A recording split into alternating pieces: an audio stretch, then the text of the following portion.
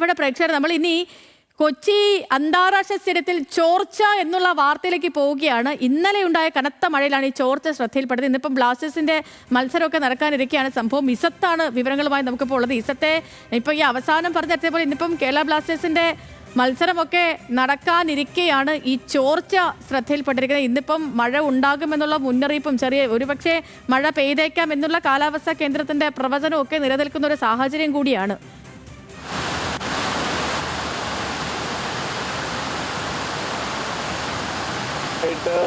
കനത്ത മഴയായിരുന്നു. ആ കനത്ത മഴയിലാണ് ഇന്നലെ കൊച്ചി അന്താരാഷ്ട്ര സ്റ്റേഡിയത്തിൽ ഈ ചോർച്ച ശ്രദ്ധയിൽപ്പെടുന്നത്.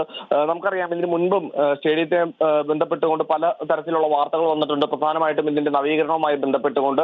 ഈ നവീകരണത്തിന് ശേഷവും ഇതിന്റെ കണക്ക് പുറത്തുവിടാൻ ഇന്ന് വരെ ഇതിന്റെ സ്പോൺസർമാരോ അല്ലെങ്കിൽ GCDA അധികൃതരോ ഇതുവരെ തയ്യാറായിട്ടില്ല. അത്തരത്തിലൊരു സാഹചര്യത്തിലാണ് ഇപ്പോൾ ഈ ചോർച്ച ശ്രദ്ധയിൽപ്പെട്ടിരിക്കുന്നത്. ദൃശ്യങ്ങളിൽ വ്യക്തമാകുന്നത് പോലെ തന്നെ ഗാലറിയിലേക്കാണ് ഈ മഴ ഇരച്ചിരുമ്പി വീഴുന്നത്. ഇന്ന് ഇപ്പോൾ കേരള ബ്ലാസ്റ്റേഴ്സിന്റെ മത്സരം നടക്കാനിരിക്കുമ്പോൾ ഇത്തരമൊരു ചോർച്ച വലിയ പ്രതിസന്ധിയാണ് ഉണ്ടാക്കുന്നത്. പ്രധാനമായിട്ടും ഇന്നും ഇതുപോലെ തന്നെ മഴ മുന്നറിയിപ്പ് ജില്ലയുടെ പല ഭാഗങ്ങളിലായിട്ട് നിലനിൽക്കുന്നു.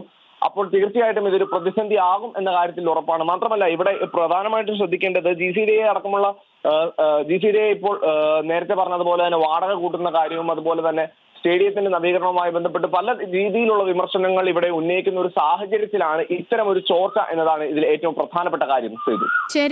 ശരി. അപ്പോൾ GCDAയുമായിട്ടുള്ള വാടക തർക്കമൊക്കെ നിലനിൽക്കുന്ന ഘട്ടത്തിൽ കൂടിയാണ് ഇപ്പോൾ ചോർച്ച കൂടി വന്നിരിക്കുന്നത്. അപ്പോൾ ഇനിയിപ്പോൾ മഴ മുന്നറിയിപ്പൊക്കെ നിൽക്കുന്നതുകൊണ്ട് ഇനിയിപ്പോൾ എന്താവും അടുത്ത തീരുമാനം എന്നൊക്കെ അറിയണം.